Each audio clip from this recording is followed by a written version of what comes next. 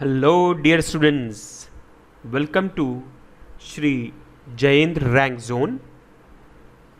My dear students, I am your mentor and your friend for the subject biology. I will be taking the zoology section. So, my dear students, in the previous lectures, we were done with the male and female reproductive system. Now we are going to start with the embryological development, and before starting with the embryological development, we have to cover types of egg. Many questions in the last years, the previous years, they are from this topic, types of egg. So eggs, they are classified on different bases, right? The very first classification for the types of egg is the basis on which they are having the amount of yolk. Okay, how much amount of yolk they are having. Okay, so if the yolk is very little, means microlecithal means the egg amount is very little. So microlecithal is also known as oligolecithal. It is also known as what? Oligolecithal. I'll write here microlecithal. It is also known as oligolecithal. Okay, in very less amount of yolk. If very less amount of yolk, it means the cytoplasm is more than yolk. Cytoplasm is more than yolk, right? So in microlecithal or oligolecithal, the cytoplasm amount is more than yolk. Examples in case of microlecithal is sea urchins, means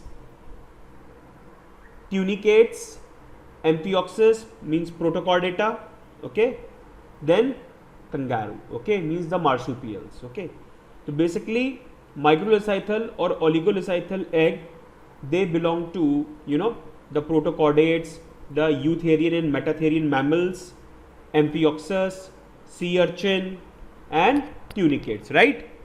Now coming to next is mesolecithal. Okay, why it is important? See, All India PMT examination 2015. Okay, now coming to next, mesolecithal. What is mesolecithal? Mesolecithal means the egg is having moderate amount of yolk, okay, almost equal amount of yolk and equal amount of cytoplasm. So mesolecithal, that is cytoplasm and yolk amount is almost equal, right? Now examples, the example which was being asked in the exams for Manipal University, that is eggs of petromyzon. Petromyzon is a lamprey. Okay, so eggs of petromyzon, they have mesolecithal egg. Then lungfish, mesolecithal egg. Frogs, toads, means amphibians, they do have mesolecithal egg. Understood? So frogs, amphibians, they do have mesolecithal egg, right? Now coming to next, the macrolecithal egg. Macrolecithal egg means it is known as polylecithal or megalecithal. It is also known as polylecithal and megalecithal,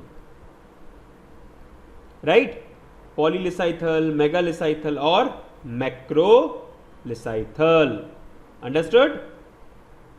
Means the amount of yolk is more than the cytoplasm. The amount of yolk is more than cytoplasm. Okay, so it is seen in protherian mammals. Okay, eutherians and metatherians, they have microlecithal eggs, right? Protherian mammals, they have polylecithal or macrolecithal eggs. Okay, other examples are birds, reptiles, okay, bony fishes, sharks, insects, they all are having macrolecithal or polylecithal or megalecithal egg, where the amount of yolk is much more than the amount of cytoplasm. Okay, is that understood? I believe you got it. Now, coming to next, we will be talking about alecithal egg. Already is, although it is not mentioned here, but alecithal egg means very negligible amount of yolk. Alecithal egg, very negligible amount of yolk, negligible amount of yolk. Okay, very little yolk. Example is humans, right? So there are different types of egg. I have just explained the microlecithal egg, also known as the oligolecithal egg, which is having cytoplasm more than yolk. Examples are Amphioxus, Eutherian and Metatherian mammals, Eutherian and Metatherian mammals, protochordates, okay, tunicates and sea urchins. Mesolecithal means they have moderate amount of egg, means the cytoplasm and the yolk amount is almost equal. The example is eggs of Petromyzon. Eggs of Petromyzon means lamprey. Eggs of Petromyzon means lamprey. Okay. Then amphibians, frogs and toads. It's given frogs and toads means amphibians. Okay. Now the macrolecithal egg or the polylecithal egg. Macrolecithal egg or the polylecithal egg, they are also known as megalecithal egg, in which the amount of yolk is much more than cytoplasm. Understood? Examples are reptilians, insects, protherian mammals. Protherian, okay, protherian mammals, okay, insects, birds, then sharks, then bony fishes, okay, and protherian mammals. Now the other category is alecithal, in which the yolk amount is very negligible. Example humans, right? Now coming to next, homolecithal. Homo means almost equal, okay, equally distributed.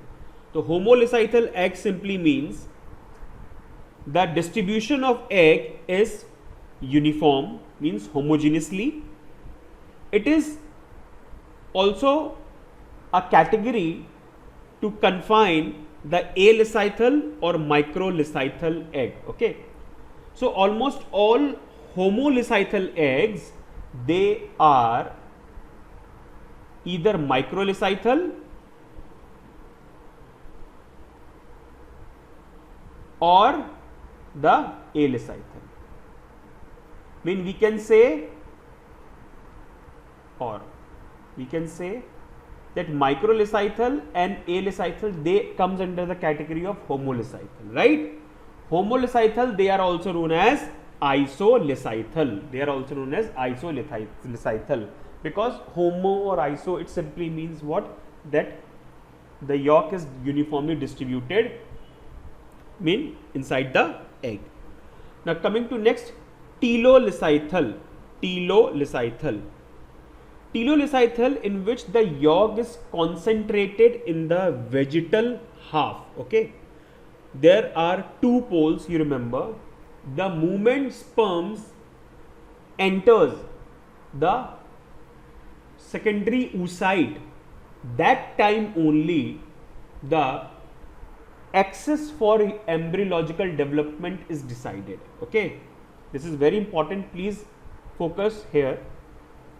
The moment sperm enters the secondary oocyte, that point only decides actually the formation of the dorsoventral axis. Dorsoventral axis means the parts which is to be remain on the back side and the parts which is to be remain on the front side, right?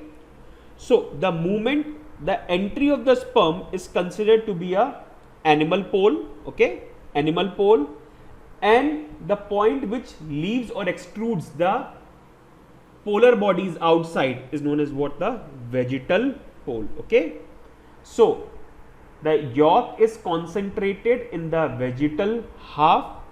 There is more amount of yolk in the vegetal half. Okay, that is why in vegetal half the rate of cleavage is slow. The rate of cleavage is slow in comparison to the animal half. So teleolysityl egg, in which the yolk is concentrated on one part of the egg, and that part is the vegetal half. Okay, mean if I will draw here, so more amount of yolk will be at the vegetal pole. Okay, and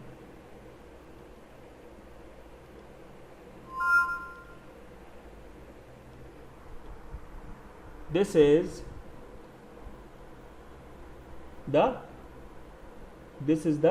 this part is the vegetal pole, and the upper part is the animal pole. This is the animal pole, sorry. Okay, so it is having cytoplasm. It is having cytoplasm, right? It is having cytoplasm, and the yolk is concentrated on the vegetal pole. Okay, this is vegetal pole, and this is the animal pole. Understood? Is that understood? So in teleolysityl eggs, you have to remember that they have more amount of yolk basically concentrated on the vegetal pole of the egg, right? Examples are amphibians. Examples are amphibians. Okay, just a minute.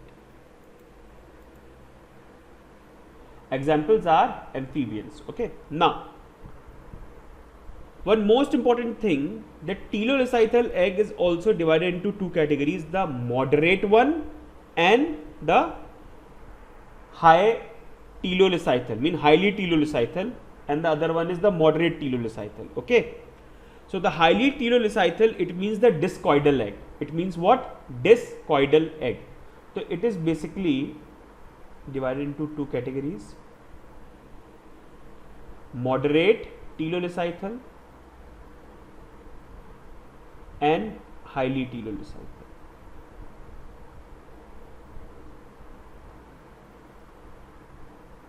So I'll rub all this so that I will be having some space to write. Okay. Now the moderate teleolysityl, as I have just explained, the yolk is concentrated to the vegetal pole. Okay.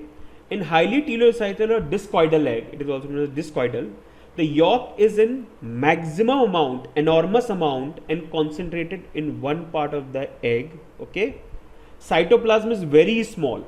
Okay, so cytoplasm is very small, and that amount of cytoplasm basically forms the germinal disc. It forms the germinal disc. Okay, so I'll make the diagram over here. This is the cytoplasm. Okay, and this part is basically having the yolk. So maximum it is covered with yolk, and very little it is covered with the cytoplasm. Is it understood, my dear students? Okay, so in case of protherians, in case of birds and reptiles, protherians, birds and reptiles, it is the highly teleolysityl egg which is found. Okay, highly teleolysityl egg which is found. Okay, understood? Now the example was actually part of your previous year examination. Okay, it is not 2209, it is 2009. Okay, so like 2209, it, I mean, we never know. Okay, it is a kind of, you know, deja vu. Okay, that we are going to project the things that are going to happen in future. Just kidding. Okay, so this is the moderate teleolysityl and the highly teleolysityl. Highly teleolysityl is example protherians, birds and reptiles, right? And moderate teleolysityl, it basically shows a remarkable feature of amphibians, and that is why the mesolysityl egg, what we have studied, mesolysityl, it represents the moderate form of teleolysityl. Okay, so you can be, if I want to confuse you with this term, you can be confused. Okay, so basically the mesolysityl egg, it comes under the category of moderate teleolysityl. Please write it down. Okay, that mesolysityl, it comes under the category of moderate teleolysityl. Okay, is that understood? Now the next one is centrolysityl. Centrolysityl, it is commonly seen in insects. Okay, the yolk is localized in the center, and outside at the periphery we are having what? Cytoplasm. Okay, the yolk is basically localized in the center, and outside periphery we are having cytoplasm. Okay, is that understood? Now coming to next, on the basis of the shell, which is actually, it can be of shell made up of calcium carbonate. Okay, the shell which is present outside, on the basis of shell,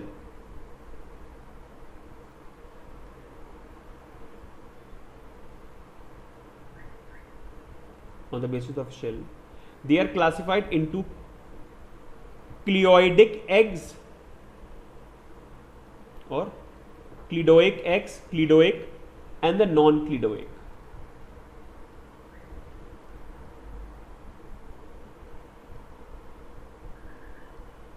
Cleidoic and non-cleidoic. Cleidoic eggs means egg is surrounded by a hard shell covering. These shells are adaptations to the terrestrial mode of life. Okay, so cleidoic egg means hard covering, and that is why you can see in reptilians, they are basically adapted to the terrestrial regions. Okay, so this is a form of adaptation for them. So protherians, birds, reptiles, terrestrial insects, they have cleidoic eggs, means it is covered by a shell. Okay, examples are birds, reptiles, right, and protherians. Okay, now non-cleidoic egg is not surrounded by a hard shell, no hard shell, right? Egg is not surrounded by the hard shell. Egg are not surrounded by the hard shell. Example, viviparous animals, all viviparous animals. Okay, oviparous animals which lay egg into water, means the amphibians. So amphibians, they belong to non-cleidoic. Okay, so viviparous, all viviparous, and the amphibians, okay, their egg is not having any shell outside it. Okay, so I hope that was the brief classification about the types of egg. Okay, I hope everything is understood. I'll just give a catch before moving to the next slide. Microlysityl or oligolysityl, less amount of yolk, very less amount of yolk. Okay, macrolysityl, polylysityl, large amount of yolk. Mesolysityl, the amount of cytoplasm and the amount of egg is equal. Okay, now examples, microlysityl, it is seen in eutherians, metatherian mammals, it is seen in sea urchins and protochordates. Okay, Amphioxus is the example. Then mesolysityl, it is having the amount of cytoplasm equivalent to the amount of yolk. Eggs of Petromyzon, means the lamprey and the amphibians, toads and frogs. Okay, then macrolysityl or polylysityl, they have very large amount of yolk in comparison to the cytoplasm. Examples are protherian mammals, okay, reptiles, birds, and bony fishes. Okay, insects also come under this category.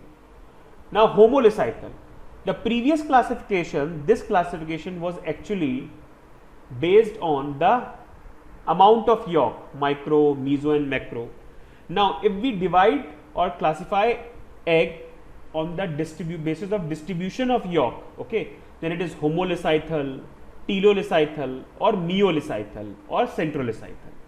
So homolysiethal means, also known as isolysiethal, means equal amount of yolk is distributed. Equal amount of yolk is distributed. Understood? Examples: echinoderms, protochordata. Okay. So homolysiethal eggs, they also include microlysiethal or alysiethal. Alysiethal egg belongs to us, means humans, they belong to the category of having alysiethal eggs. Okay, understood? Now, the next is telolysiethal. Telolysiethal means the yolk is concentrated to the tail part, to one of the part, whether the vegetal or the animal, and especially it is vegetal. Because vegetal part, the rate of division of cells means the cleavage is slow. Why it is slow? Because it is having more amount of yolk. Okay, so the amount of yolk is inversely proportional to the rate of cleavage, right? It is also a theory given by von Baer. So yolk is concentrated in the vegetable half. Okay, example, amphibians. It is of two types. One is moderate and the other one is very highly or enormous. So moderate telolysiethal means the yolk is covering the 60% of the egg and cytoplasm is covering the 40% of the egg. Examples of moderate telolysiethal are the mesolysiethal animals, means the amphibians, okay, lungfish. Okay. Now, the highly telolysiethal mean the yolk, it basically covers more than 80% and cytoplasm remains at a in a form of small,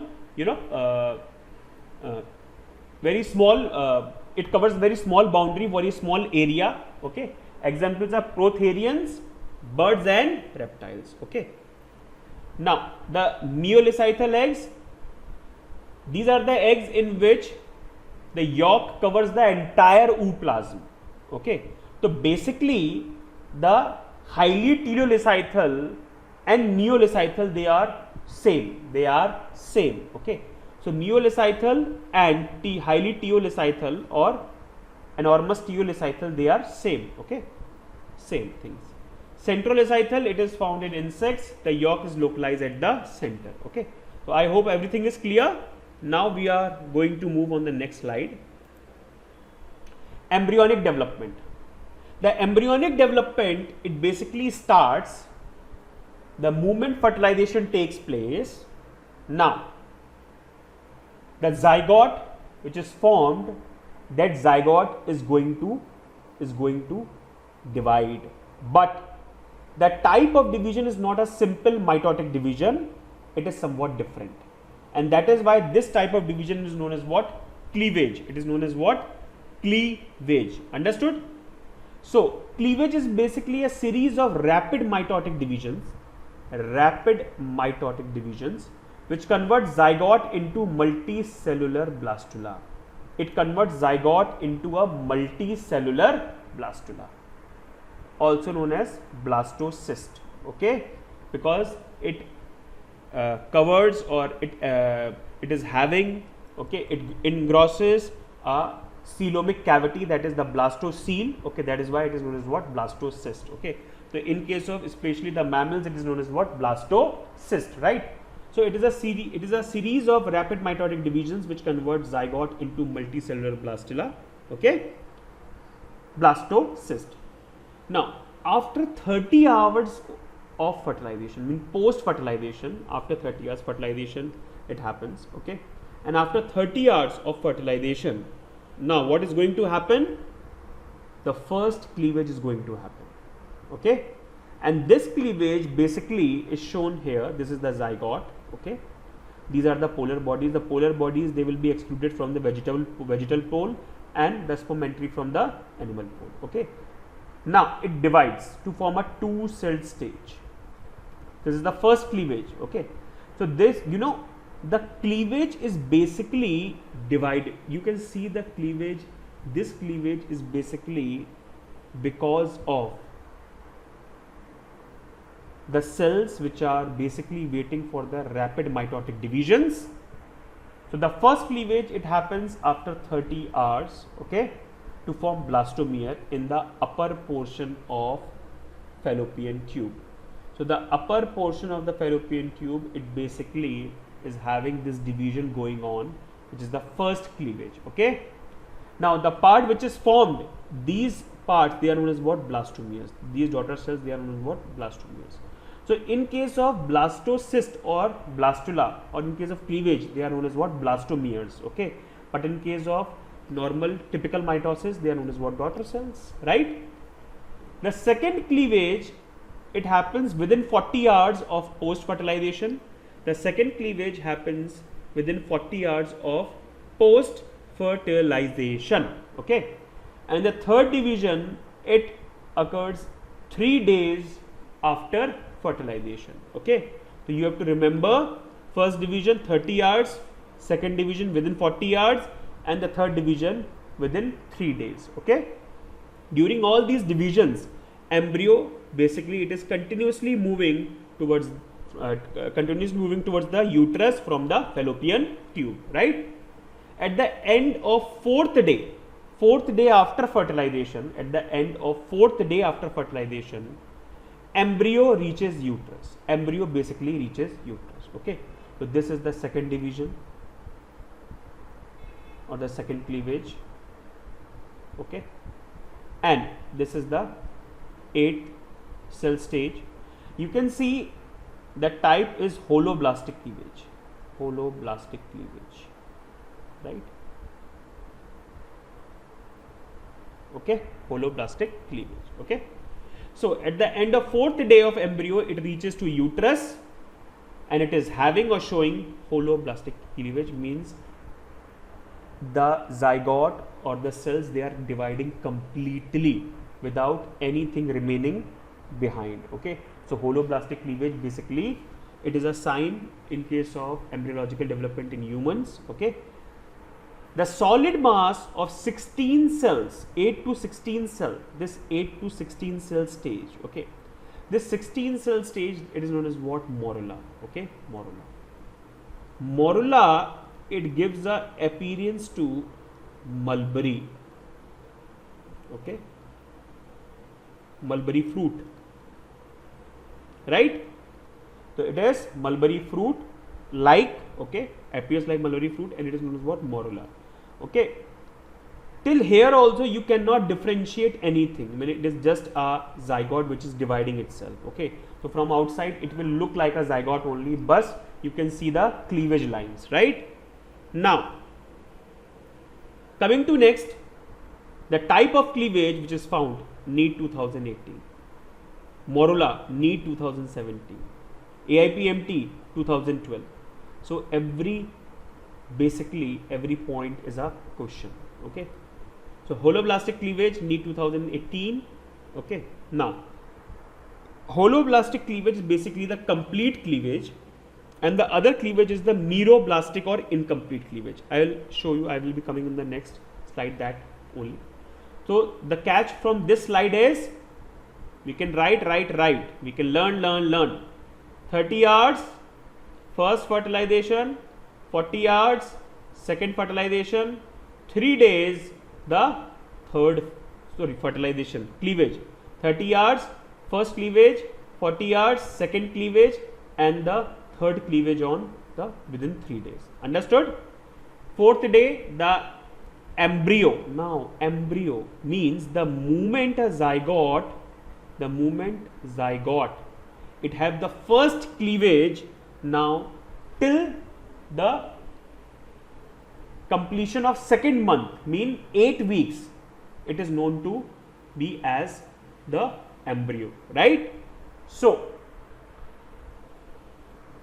holoblastic cleavage, the types of cleavage we are going to cover in the next next slide. Yeah, the types of cleavage. Understood? These are the different types of cleavage. The very first is the complete cleavage or the holoblastic cleavage. Okay. Now holoblastic cleavage, it is in which the zygote and the blastomeres,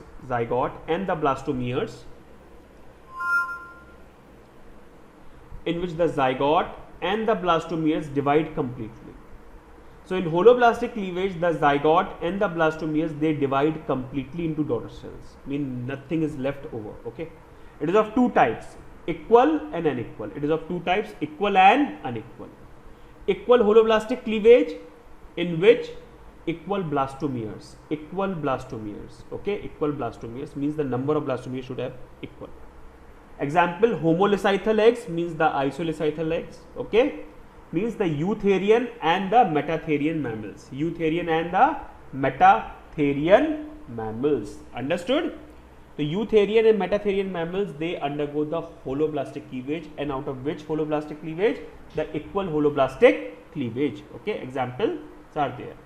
Then unequal holoblastic cleavage, in which the yolk is divided into two parts. Okay, mean the zygote is divided into two parts basically. Okay, some are small, micro, and some are large. So these small and large, they are known as what?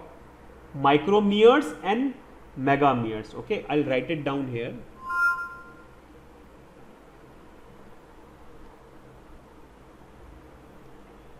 Micromeres and megameres.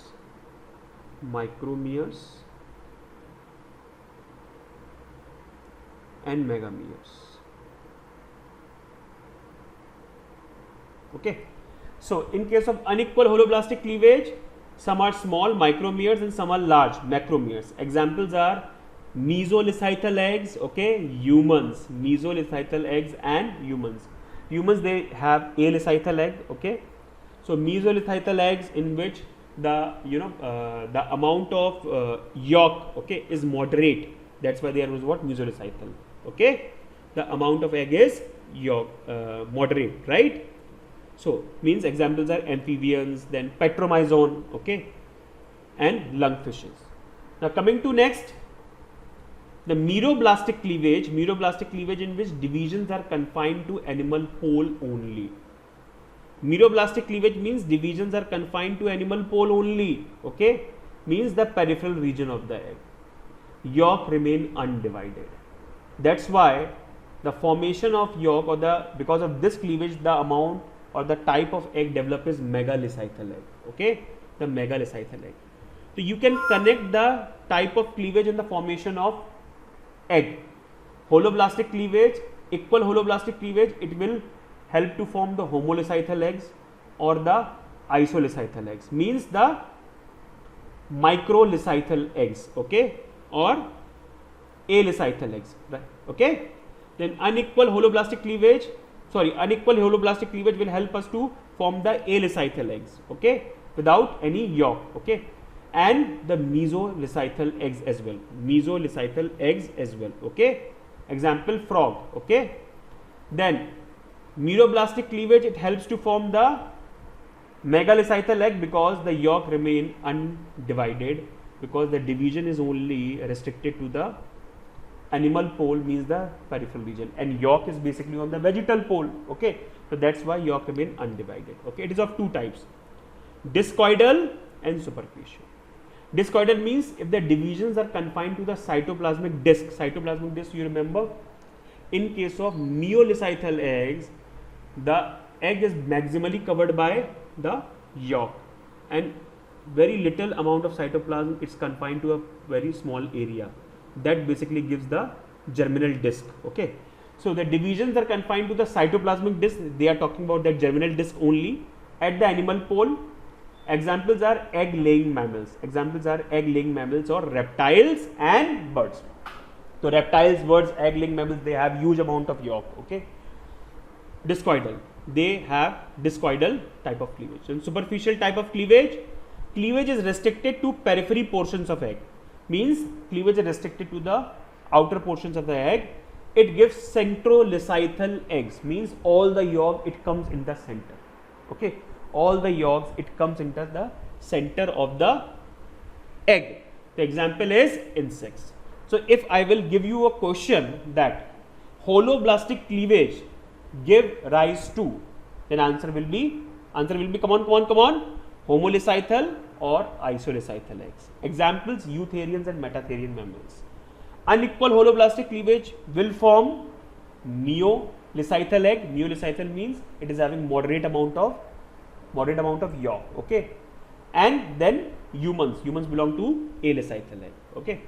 Then meroblastic, it forms the megalocythal or the polylysythal eggs, okay. Examples, the reptilians and all, okay. It is of two types, discoidal, in which the egg is having the divisions which are confined to the cytoplasm part, means only the germinal disc part at the animal pole, okay. For example, egg laying mammals, reptiles and birds. And in case of centrolysythal egg, means they have superficial divisions, okay, in case of insects. Understood? So this was that confined type of cleavage, okay, the major type of cleavage we just have noticed. Now the other is determinate or mosaic cleavage. What is determinate or mosaic cleavage? The complete embryo is formed only when all blastomeres remain together. If all blastomeres they are together, then only they are going to form embryo, okay. So this type of cleavage is known as what? Determinate or mosaic cleavage. Determinate means every blastomere is determinate to form the embryo. Mean every blastomere is having the capacity to unite, and without, if they are single or solitary, they cannot form embryo, okay. So annealids, examples are annealids. Then indeterminate or non-mosaic. Indeterminate or non-mosaic means after the separation of early blastomere, mean the blastomere cells, they are basically arranged in layers and layers. So the early ones, the previous ones, they basically get separated from the new blastomeres which are formed, okay. And the early ones which are separated, they form a complete embryo. It means every single blastomere is having an inherent potential to form embryo. In case of indeterminate or non-mosaic, mean every single, we can say every single blastomere is having an inherent potential to form embryo, okay. Examples are chordates, okay. Examples are chordates. Understood? Sorry.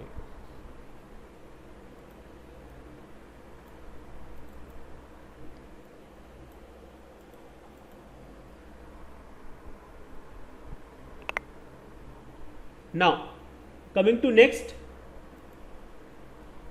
significance of cleavage.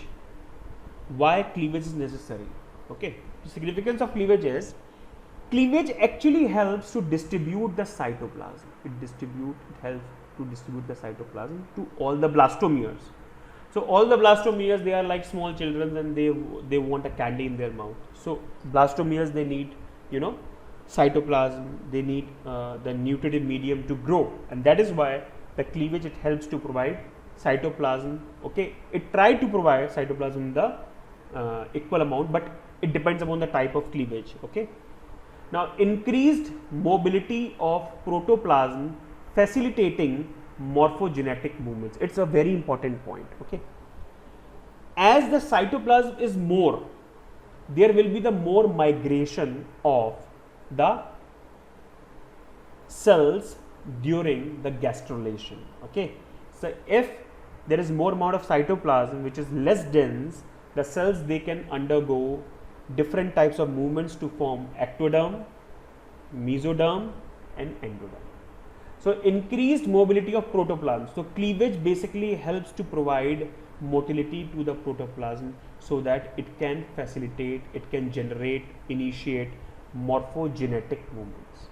Morphogenetic movements basically are the movements which actually helps to form germ layers. Form germ layers. Okay. Restoration of cell size and nuclear to cytoplasmic ratio. Nuclear cytoplasmic ratio. So cleavage basically helps cell to restore themselves. Okay. They basically help cells to restore themselves in respect to that they can fulfill the amount of cytoplasm, mean the volume of the nucleoplasm and the amount of DNA. Okay. So restoration of cell size and nucleus cytoplasmic ratio can be maintained. Okay.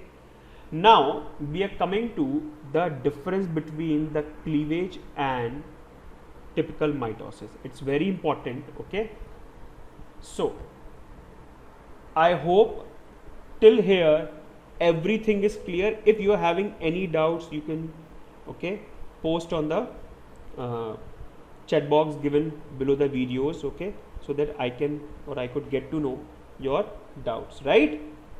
So coming to next, I will be talking about the cleavage and typical mitosis. Okay, in typical mitosis, what you have studied, that the body cells, they divide to form the daughter cells. Okay, but cleavage, it is a significant division which is present in zygote or a parthenogenetic egg. Okay, so I will write cleavage over here and mitosis over here. So mitosis is basically, it is present in ordinary cells. All cells, they undergo mitosis. Okay, whether they are somatic, whether they are reproductive. But cleavage, it is significantly seen in zygote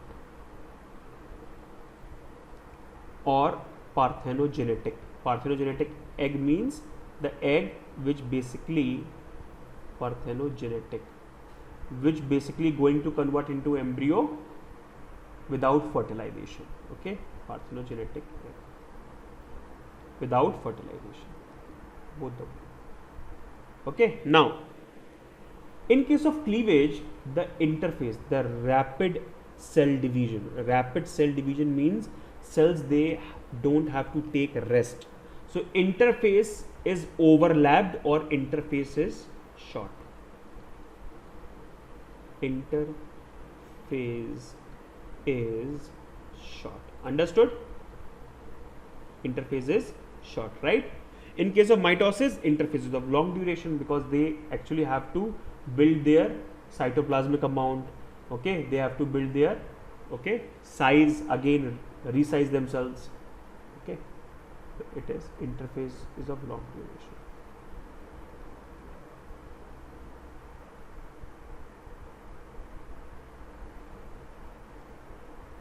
Right? Now, in case of cleavage, growth doesn't occur. Okay, but in case of mitosis, growth occurs. Now, what does that mean?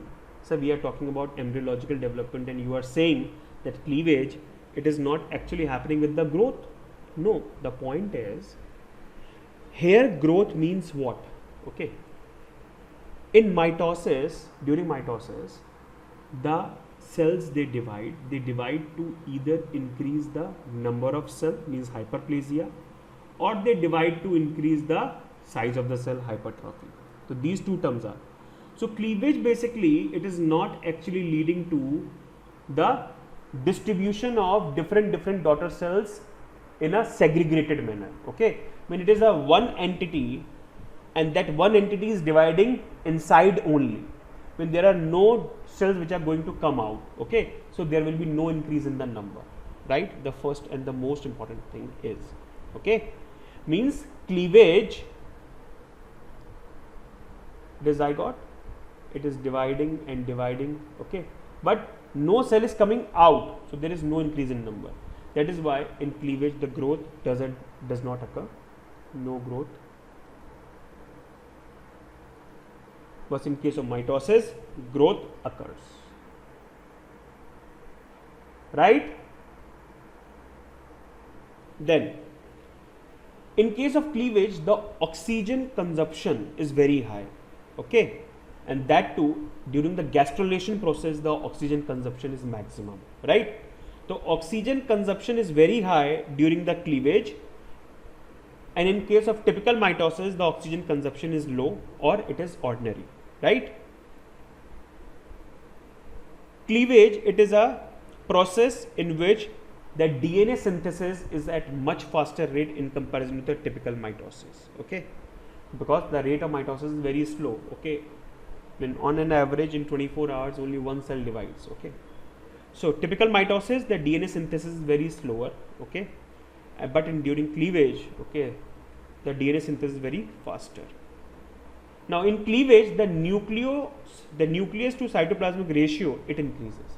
The nucleus to cytoplasmic ratio is increases. That is why I have mentioned the restoration of nucleocytoplasmic ratio. But in case of typical mitosis, there is no change in nucleocytoplasmic ratio. There is no change in nucleocytoplasmic ratio. Nucleocytoplasmic ratio. Okay. Nucleocytoplasmic ratio increases. Okay. The first point, second point, third point, fourth point. Okay. Fifth point you can write.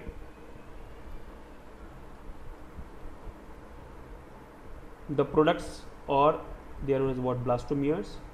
Here they are known as what, daughter cells.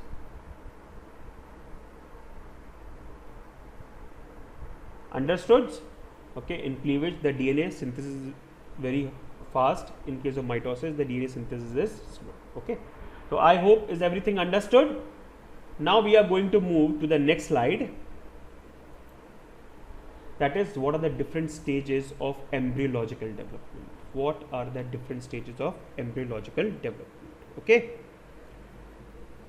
Now, so basically there are many questions which were on the applied part of the significance of cleavage. Okay, one most important thing in significance of cleavage, you can also write it down, that it basically helps to convert the unicellular zygote to a multicellular embryo. Okay, so that is the most common point, that cleavage, it helps to basically convert unicellular zygote into a multicellular embryo. Okay, now we are on with the stages of embryological development. What are the different stages of embryological development? Okay, so the very first is just after fertilization. The first cleavage when? Within 30 hours of after fertilization. The second cleavage 40 hours after fertilization, and the third cleavage is within 3 days. Okay, at the fourth day the embryo, it is in uterus. Okay, now this embryo is going to convert into the divisions, the first, second, third, they basically lead to the formation of morula. Okay, so is it very clear? Okay, so is it clear now that morula, it is formed by the divisions, the cleavage. It is a 8 to 16 blastomere having stage okay, of embryo. Now what is blastulation? Blastulation is the term which is given for the formation of a 64 cell stage, that is the blastocyst. Okay, the blastocyst. Okay, the blastocyst is basically an embryo itself. It is an embryo itself, a phase of embryo. It is having a cavity which is known as what, blastocyst cavity or blastocele. It is having a cavity which is known as what, blastocyst cavity or blastocele, right? So what is blastulation? It is the embryo made up of 64 cell stage. It is an embryo at 64 cell stage, rather I should say, and it is having a cavity which is known as what, blastocyst cavity or blastocele. Now blastula, in case of eutherian and metatherian mammals, it is known as what, blastocyst. Okay, it is known as what, blastocyst. So you please remember, in case of eutherian and metatherian mammals, it is known as what, blastocyst, right? Then blastomeres in blastocyst, they are covered by an outer membrane or outer envelope which is known as what, trophoblast or trophoectoderm, right? They are known as what, trophoblast or trophoectoderm.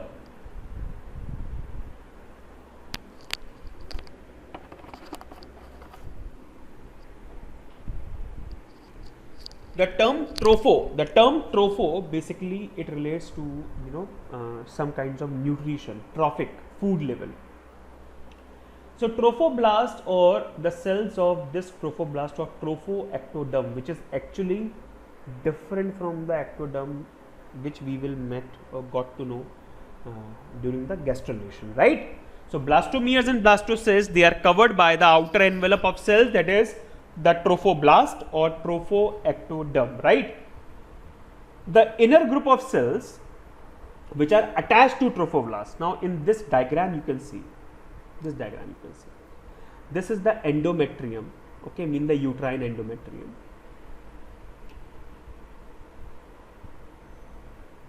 After, mean we can count 7 days after fertilization, around 7 days mean after fertilization implantation occurs, right? So the blastomere, they have a cavity formation which is known as what? Blastocyst cavity. This is the blastocyst cavity, okay, or blastocele. This is the blastocyst cavity or the blastocele. And you can see the cells which are surrounded here. These cells, these flattened cells, they are known as what? Trophoblast. Okay.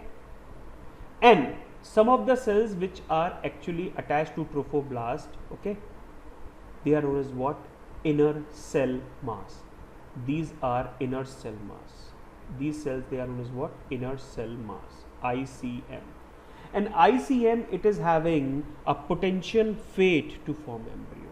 Basically the inner cell mass, it is going to form the germinal layers, it is going to form, or it is going to basically lay down the synthesis of the coming fetus, okay, fetal development, okay. So this inner cell mass, this side is known as what? Animal pole. Means the side which is having the inner cell mass, so this side is known as what? Animal pole.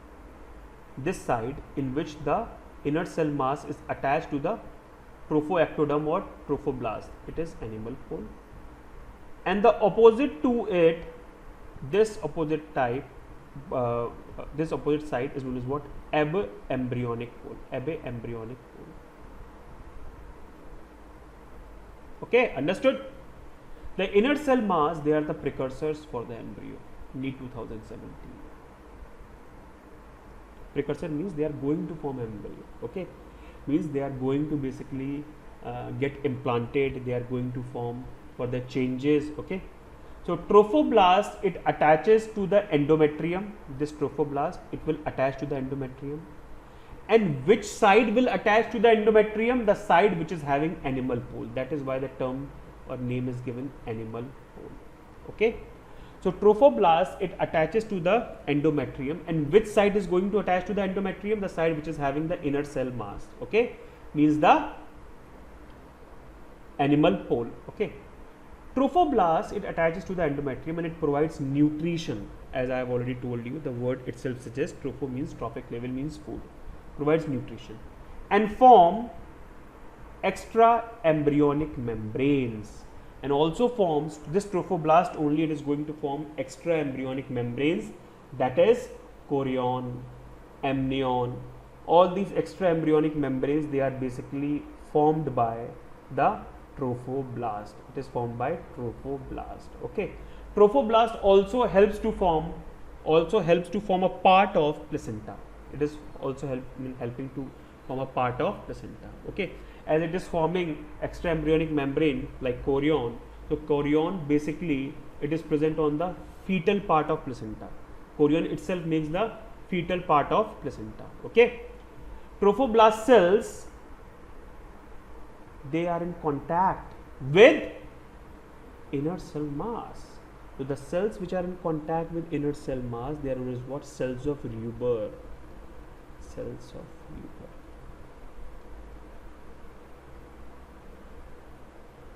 Understood? So trophoblastic cells, okay, the part or the cells which are actually attached to the inner cell mass, they are known as what? Cells of Reber, okay. So around 6 days after fertilization, this blastocyst having the trophoblast, blastocyst cavity and the inner cell mass, it basically comes and rests to the endometrium, okay. It is a picture of 6th day after fertilization. 6th day after fertilization, okay. So what you have to remember? Morula. Morula is a stage of embryo having 8 to 16 blastomeres. Blastulation, it is a stage in which the embryo is having 64 cells. it is basically having a cavity which is known as what? Blastocyst cavity or blastocele. Okay. Then blastula of eutherian and metatherian mammals, they are known as what? Blastocyst. Okay.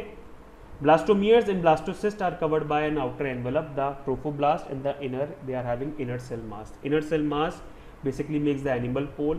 It is the site where it attaches for the implantation to the endometrial wall. Okay. And inner cell mass is going to form the embryo. Okay.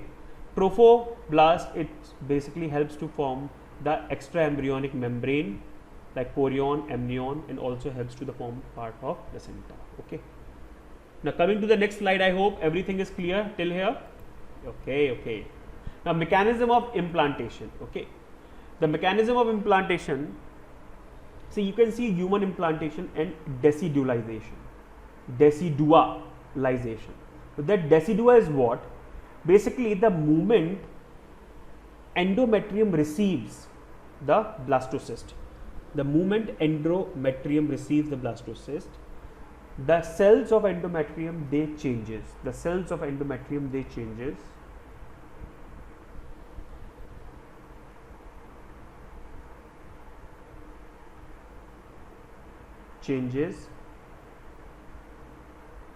To form decidua.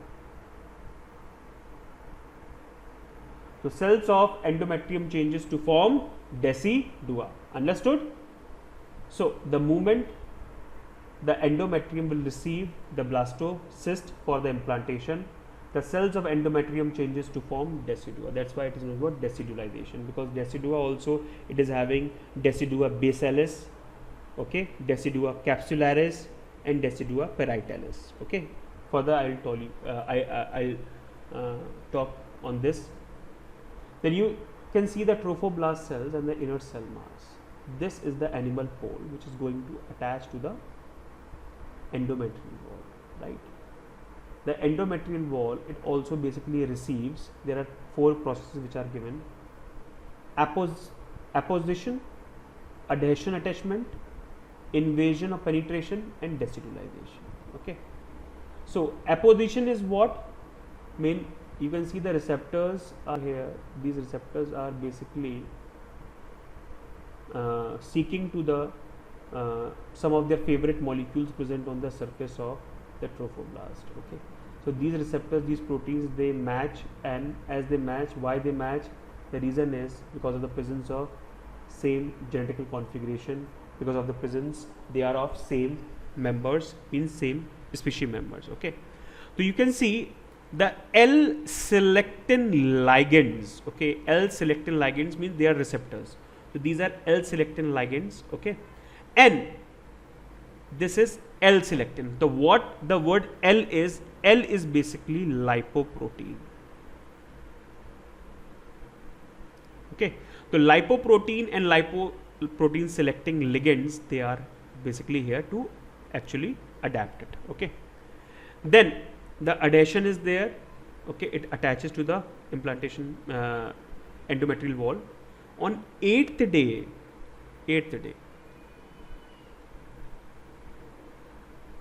there are some changes which are seen, okay, in the blastocyst. I'll talk about. Okay.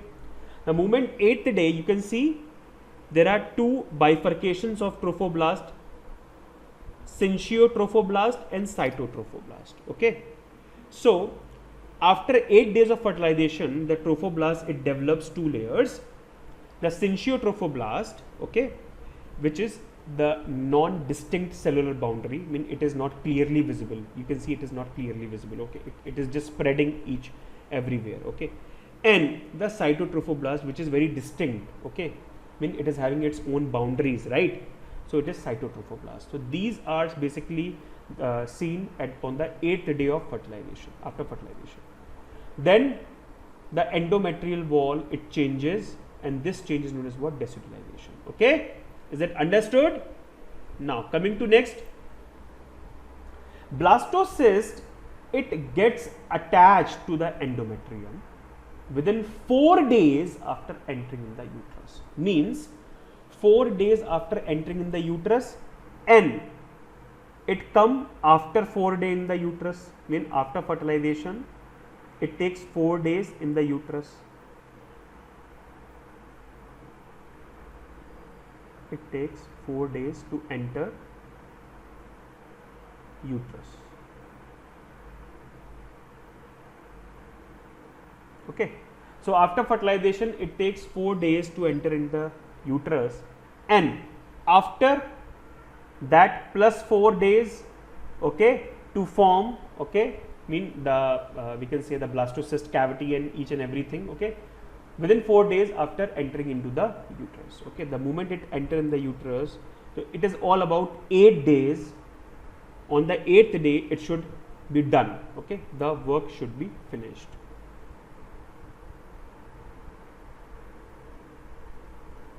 Site of implantation, most important.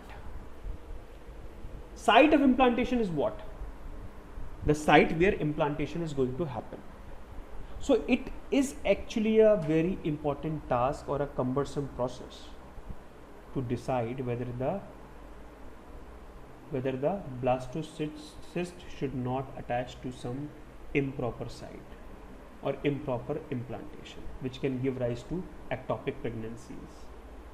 That is why the site of implantation is a very important factor for the healthy delivery of a baby. Maximum of the cases, if a pregnant lady is not actually taking care of her during the last or the middle trimesters, so it can be a reason, okay, they can suffer from different types of problems. Okay, so the site of implantation is mid dorsal or the fundus part of the uterus. The site of implantation is mid dorsal or the fundus part of the uterus. That is why in the previous days, okay, the moment a wife wants to conceive, so there is a unique environment which is created. Okay, fertilization happens, conceivement happens, when she gets pregnant, the moment she got to know that she is pregnant, okay, when everything is done mean previously there were no such medical advancements or technologies, okay, like pregnancy indicator kits. Okay, so it was just because of disturbance in hormones which can lead to some kind of common effects like vomiting and then nausea. Okay, so these changes can give a sign of pregnancy, and that is why the female was like, okay, everything going to be normal. But right now, today, in today's world,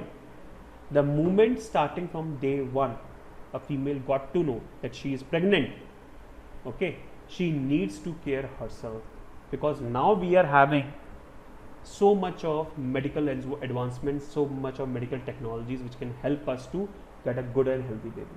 Previously, that is why the mortality rate of infants was very high, okay, because of these complications. On 8th day of post fertilization, trophoblast develops into 2 layers at a region of contact of blastocyst and endometrium. The moment endometrium, in the previous slide I have shown, in the endometrium, this is the endometrium, and the contact, to the 8th day it is happening. Okay, now trophoblast develops into 2 layers. The moment it attaches to the endometrium, it starts to develop into 2 layers. One is syncytotrophoblast, which is non-distinct, and cytotrophoblast, which is distinct. Means the boundaries were distinct. Cytotrophoblast, the boundaries were distinct, and syncytotrophoblast, the boundaries were non-distinct. Right? Day 12, blastocyst should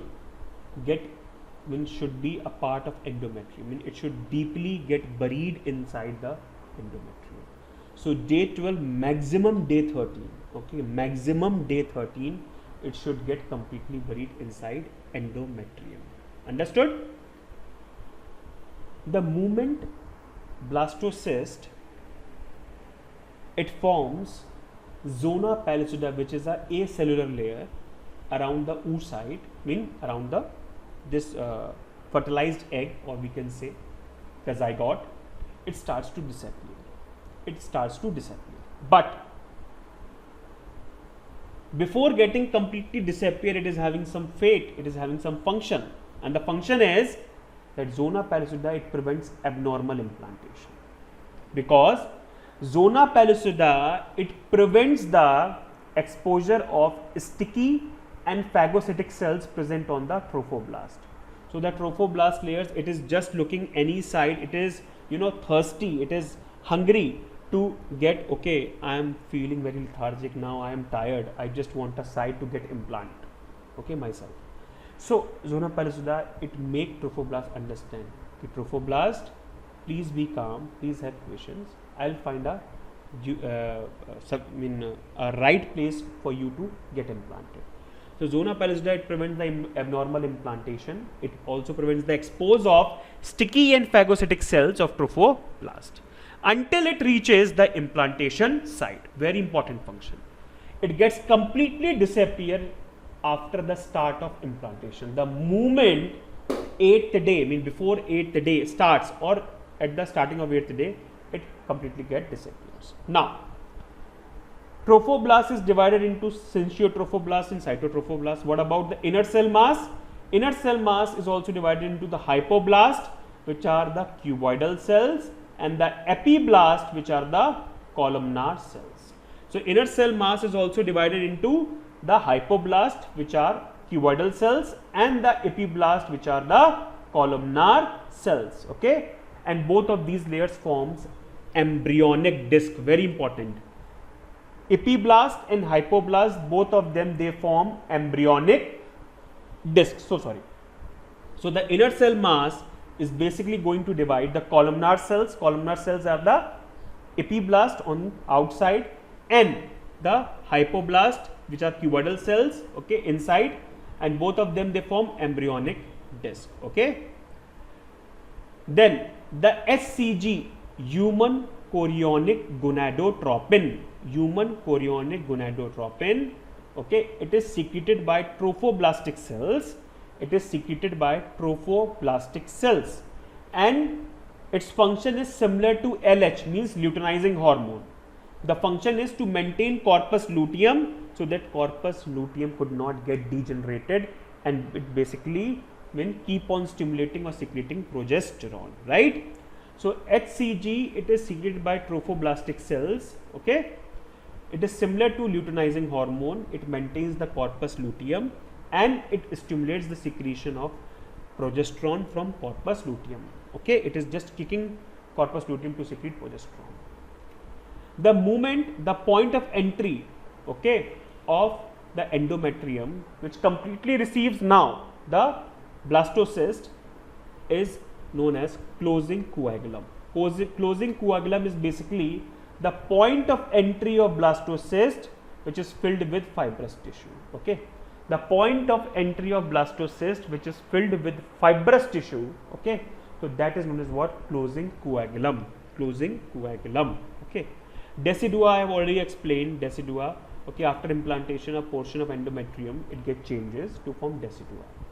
Decidua, in case of humans which are having deciduate type of placenta. So this deciduate type of placenta basically means what? The decidua, or the part of maternal uterine tissue, it basically gets shedded off at the time of delivery, and that is why in case of human females, the delivery, it costs so much of blood because of shedding of the maternal tissue. Okay, so that maternal tissue is basically the decidua, right? Okay, so decidua is basically divided into three parts: decidua basalis, which basically forms the maternal part of the placenta. Maternal part of the placenta, right? And then decidua capsularis,